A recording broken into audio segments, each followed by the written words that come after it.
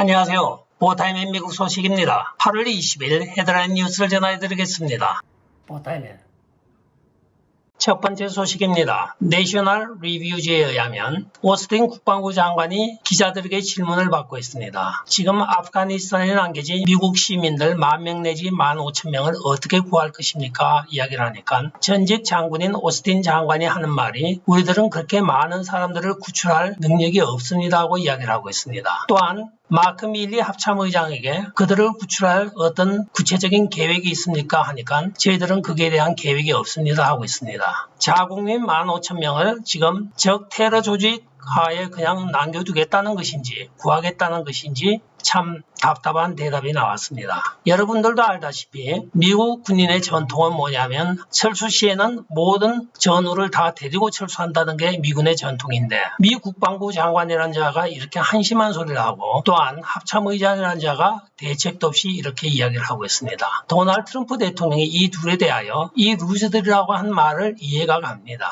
전하는 저도 지금 속이 끓어오르는데 미국을 사랑하는 많은 미국 애국자들은 얼마나 지금 화가 치밀겠습니까? 한편 국방부 대변인은 오늘 기자들이 영국군과 미군의 차이에 대하여 설명을 하라고 하니까 한수 더 뜨고 있습니다. 영국군들은 자국 국민을 구출하러 들어간 것이지만 우리는 카불에 있는 국제공항을 지키러 들어간 것입니다 하고 이야기를 하고 있습니다. 분명히 조 바이든의 대국민 성명 발표에는 우리 미국 시민의 안전과 시민을 구하기 위하여 들어간다고 해놓고는 막상 들어가서는 공항 지킴이로 있습니다. 또한 더 많은 애국 시민을 분노케 하는 이유는 철수작전이 FIFO입니다. First in, first out입니다. 미국 시민을 따로 구분하지 않냐고 먼저 온 사람 태우고 그냥 떠나는 것입니다. 어저께 하루 동안에 약 2,000명이 구조가 되었다고 하는데 그중에 미국 시민은 300명 정도이고 나머지 1,700명은 전부 아프간 현지인이라고 합니다. 다음 소식입니다. 헌터 바이든 랩탑 사건이 다시 불거져 나왔습니다. 일전에 수리점에 맡겼던 랩탑 말고 다른 국가 기밀이 많이 포함되어 있다고 하는 헌터 바이든의 랩탑이 헌터 바이든이 라스베가스에서 몸 파는 여자와 함께 있던 장소에 랩탑을 두었는데 그 여자를 소개한 남자가 그 랩탑을 가지고 도망을 갔다고 합니다. 그리하여 며칠 전에 헌터 바이든이 그것을 찾는다는 소문이 퍼지고 그것이 러시아 정보부가 가져갔다고 이야기가 되고 있었습니다. 그런데 오늘 밝혀진 바에 의하면 그 랩탑을 FBI가 완전히 소유를 하고 있다고 합니다. 2020년 초에 벌어진 사건으로 FBI가 이 사건을 알면서도 은폐를 하고 그 랩탑을 숨기고 있었던 것입니다. FBI가 헌터 바이든과 조 바이든을 협박해서 얻을 수 있는 것이 무엇일까 가만히 생각을 해보고 있습니다. 당연히 이 랩탑은 그때 당시 존 드런 검사에게 보내졌어야 됩니다. 그러나 FBI가 보내지 않냐고 자체 보관을 하고 묻어버리고 있었던 것입니다. 오늘 와서 이것이 내부 폭로에 의하여 폭로가 되었는데 앞으로 FBI 완전히 개조가 되어야 되겠습니다. 국가를 위하여 충성해야 될 정보기관과 수사기관이 엉뚱한 짓거리만 하고 앉아 있습니다. 다음 소식입니다.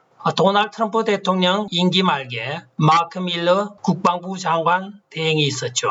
원래 대테러 전문가였습니다. 이 마크 밀러 전 국방부 장관 대행이 오늘 기자와의 인터뷰를 하고 있습니다. 사실은 우리 대테러 작전본부나 국방부에서 도널드 트럼프 대통령이 5월 31일까지 철수를 하겠다고 탈레반 지도부와 밀고 당기는 회담을 하고 있었지만 실제적으로 우리는 그럴 의도가 전혀 없었습니다. 그리고 최소한 850명만 남겨놔도 아프가니스탄 군대를 대테러에 충분히 활용을 하여 테러를 막을 수 있다고 우리는 알았기 때문에 800 내지 850명 대테러 전문 요원만 남겨놓고 철수할 계획을 가지고 있었다고 합니다. 완전 철수는 꿈에도 생각하지 않고 그런 계획을 세운 적도 없는데 도널드 트럼프 대통령이 왜 조 바이든하고 이런 사람들 보고 5월 31일까지 우리는 다 퇴각할 준비를 하였다고 이야기를 하였을까요? 직구전 전직 대통령이 지금 어벙한 대통령 놀리는 것입니다. 다음 소식은 조 바이든의 거짓말 시리즈입니다. 오늘 ABC 뉴스와의 인터뷰에서 조 바이든을 향하여 앵커가 2,500명을 남겨놓으라고 군 수뇌부가 의견을 제시하였는데 대통령 각하께서 그것을 그냥 철수하라고 명령하지 않았습니까? 하니까 조 바이든이 펄쩍 뛰면서 앵커의 말을 끊습니다. 아니요. 그런 적 없습니다. 나는 분명히 2,500명을 남겨놓으라고 했습니다. 이렇게 이야기를 합니다. 그러니까 앵커가 아니 한두 사람 다르고 여러 사람이 그 이야기를 하는데 그거 아니라고 합니까? 그랬더니 조 바이든이 그때는 또 기억이 안 나는 척하면서 그런 기억이 전혀 없습니다. 또 이렇게 나갑니다. 즉 자기가 불리하고 답답하면 기획이 없는 치매를 가지고 자기 자신의 핸디캡을 덮고 있는 현상이 나타나고 있습니다. 결과적으로는 지능적인 교활한 사람입니다. 다음 소식입니다. 5일 앞으로 다가온 마리코파 카운티 선거 관련 데이터 제출 기한이 다가옴에 따라서 이들이 지금 브루노비치 법무부 장관 앞으로 여기에 대하여 우리를 계속적으로 압박을 하지 말라고 공식 서한을 보내고 있습니다. 무엇이 이들을 이렇게 두렵게 하고 또 이렇게 계속적으로 거부를 하고 있는 것인지 모르지만 이들이 대고 있는 핑계라고 하는 것은 본인들은 주법에 의하여 제대로 하였으므로 제출할 의무가 없다고 이야기를 하고 있습니다. 제대로 하였으면 제출할 의무가 있고 없고는 법원이 따지는 문제고 일단은 검찰이 요구를 하면 내놔야 되는 것이 정상인데 이들은 끝까지 버티면서 지금 내놓지 않고 있습니다. 불과 닷새밖에 남지 않은 8월 25일 시한이 다가옴에 따라서 이들도 초조한 모양입니다. 그러나 지금 마리코파 카운티 감사에 대하여 웬디 라저스 등 상원 의원들은 25일이 넘어가게 되면 그때는 법무부 장관인 브루노비치 소관을 떠나 상원 소관이 된다고 하면서 벼르고 있습니다. 저희들도 지금 상당히 기대가 되는 이 사건에 대하여 하루속히 결과가 나왔으면 좋겠습니다. 이 결과의 본물이 터져야 조지아도 되고 펜실베이니아도 되고 위스콘신도 되는 것입니다. 모든 스윙 스테이트에서 가장 먼저 시작되고 가장 정확하게 된 이번 포렌식 감사의 결과가 나머지 5개 주에 지대한 영향을 미칠 것으로 지금 보여지고 있습니다. 다음 소식입니다. 유타주 리하의 리하야 스쿨에서 화학 선생이 수업 중에 도널드 트럼프 대통령은 모론, 즉 얼간이라고 칭하면서 여러분들은 백신을 맞아야 좋습니다고 백신을 옹호하고 또한 정치적인 발언을 많이 하였습니다. 참다 못한 학생들이 이것을 전부 자기들이 가지고 있는 카메라로 찍어서 이것을 가지고 교육청에 신고를 하니 교육청에서 부랴부랴 이 선생을 해임을 하고 수사를 받고 있다고 전해지고 있습니다. 요즘 학생들 옛날 같지 않고 굉장히 똑똑합니다. 자기들이 무엇을 해야 될지 스스로가 잘 알아서 합니다. 다음 소식입니다. 워싱턴 DC 의사당에 지금 폭탄 테러가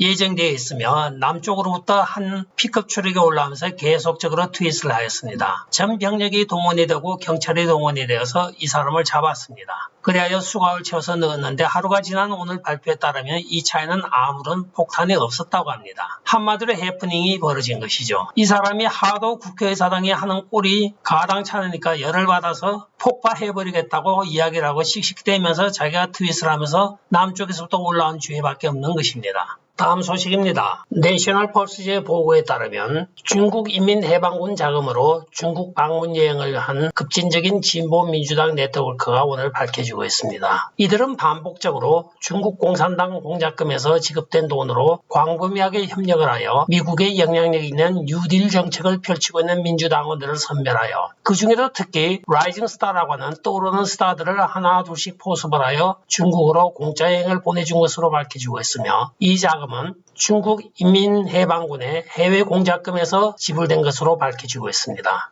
즉 이들은 매수가 된 매국노이며 간첩들인 것입니다. 이들의 대상은 주로 주 및 카운티의 선출 공무원으로 구성된 뉴딜 지도자 또는 급진적 진보민주당의 네트워크에 속하여 있는 사람들을 CCP 자금으로 중국에 여행을 시킨 것으로 나타나고 있습니다. 이들은 미국의 최대적인 중국과의 2016년부터 계속적으로 공모관계에 오고 있으며 수많은 뉴딜 정책의 입안자들이 이들의 마수에 걸린 것으로 지금 발표가 되고 있습니다. 그들 중 지금 선거 관리를 하고 있는 자로는 좌시 펜실베니아 법무부 장관, 조슬린 벤슨 미시간 국무부 장관, 그리고 아드리안 폰테 마리코파 카운티 기록관 등이 있습니다. 즉 미국의 모든 부정선거는 바로 이들이 중국을 다녀온 다음에 자행하고 있는 비애국적이자 매국적인 행위의 일종이었던 것입니다. 끝까지 시청해 주셔서 감사합니다. 좋아요, 구독, 알림 그리고 공유 부탁드리고 댓글 많이 부탁드리겠습니다. 안녕히 계십시오. 바이.